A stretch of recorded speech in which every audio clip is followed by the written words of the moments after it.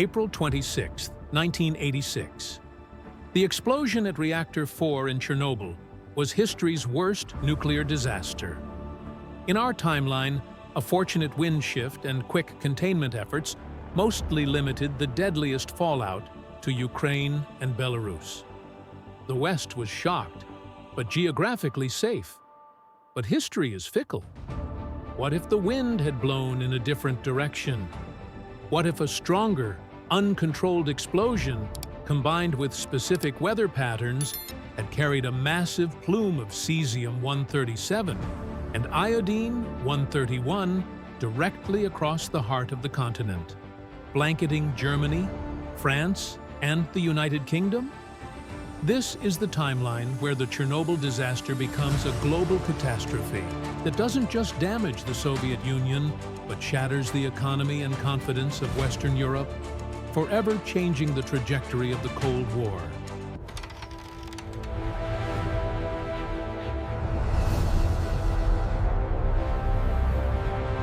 In this timeline, the initial explosion is more powerful, or the containment is even more delayed.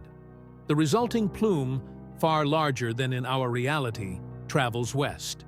Within days, alarms are blaring in London, Paris, and Bonn. Not because of a Soviet missile, but an invisible invasion of radioactive particles. Rain carries the fallout down, contaminating vast swathes of Western Europe's most populous and agriculturally vital regions. Agricultural collapse. Millions of acres of farmlands in northern France, Germany's Rhineland, and the UK's dairy farms are rendered instantly toxic. Dairy, livestock, and staple crops are destroyed or condemned. The economic cost is immediate and measured in the hundreds of billions. Mass evacuation crisis. Unlike the orderly, if delayed, Soviet evacuations, Western democracies face chaos. There is no plan for a sudden, invisible contamination. Partial evacuations begin in severely affected zones, but the political gridlock and civilian panic turn orderly movements into widespread chaos. Contamination fear. The population is gripped by fear of cancer and birth defects. This panic is amplified by the 24-hour media cycle, something the Soviet Union did not have to contend with. Confidence in science, government, and the food chain evaporates. The immediate aftermath is a diplomatic firestorm that pushes the world closer to World War III than any missile crisis. The accusation: Western governments, initially sympathetic to the victims, quickly turn furious. This is not just an accident. It is an act of negligence that has destroyed entire industries and endangered millions of lives in sovereign NATO nations. Margaret Thatcher and Ronald Reagan accused the Soviet Union of an environmental act of war. Military escalation. NATO forces, believing the Soviets are incapable of managing their own technology and may have more accidents, significantly increase their military readiness. The Soviets, facing humiliation and internal rebellion, accuse NATO of trying to capitalize on a tragedy. Military forces are placed on high alert on the German border. The risk of miscalculation is higher than at any point since 1962. The end of détente. Arms control talks collapse. The West demands massive, crippling reparations from the Soviet Union for the contamination, which Moscow cannot possibly afford.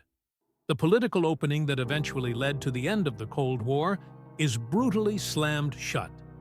Instead of détente, the world enters a new, hostile standoff centered on environmental security. While the superpowers face off, Western democracies begin to fragment from within. The nuclear backlash.